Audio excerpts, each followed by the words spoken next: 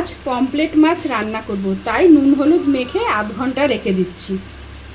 তেল গরম হয়ে গেছে, এবার মাছ ভেজে নিচ্ছি।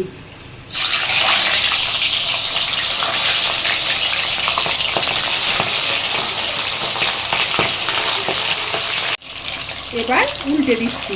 খুব বেশি লাল লাল করে ভাজবো না, হালকা লাল লাল করে ভাজবো।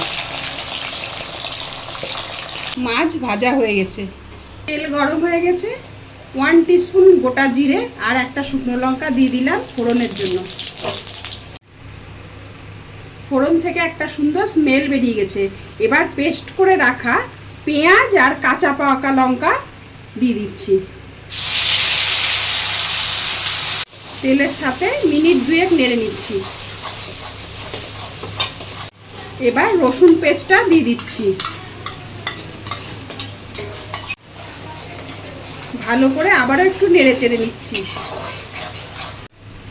এবার কিছু গুঁড়ো মশলা অ্যাড করে দিলাম কালার হবার জন্য। 1/2 টিস্পুন রেড চিলি পাউডার দিয়ে দিলাম।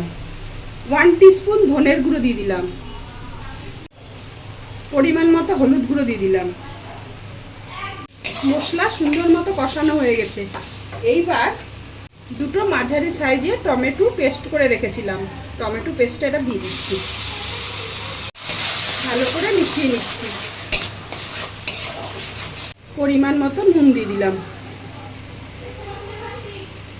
পুরো মশলা কষানো হয়ে গেছে, মশলা থেকে তেল ছেড়ে দিয়েছে। এইবার একটু জল দিয়ে দিচ্ছি।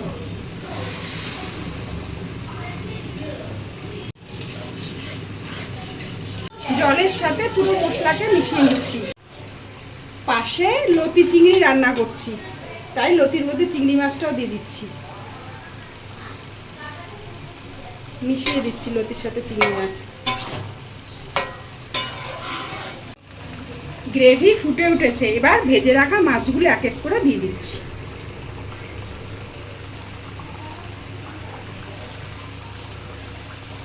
একটু একটু করে গ্রেভি উপরে ছড়িয়ে দিচ্ছি মাছের উপরে। ঢেকে দিলাম। আস্তে আস্তে একটু উল্টে দিচ্ছি এক এক করে। খুব নরম মাছ তো, হালকা হাতে উল্টাতে হবে। এবার সবকটা মাছকে উল্টে দিয়েছি। এইভাবে একটু আস্তে আস্তে নেড়ে দিলাম যেন নিচটা না লেগে যায়। উপর থেকে একটু ধনেপাতা কুচিও ছড়িয়ে দিলাম।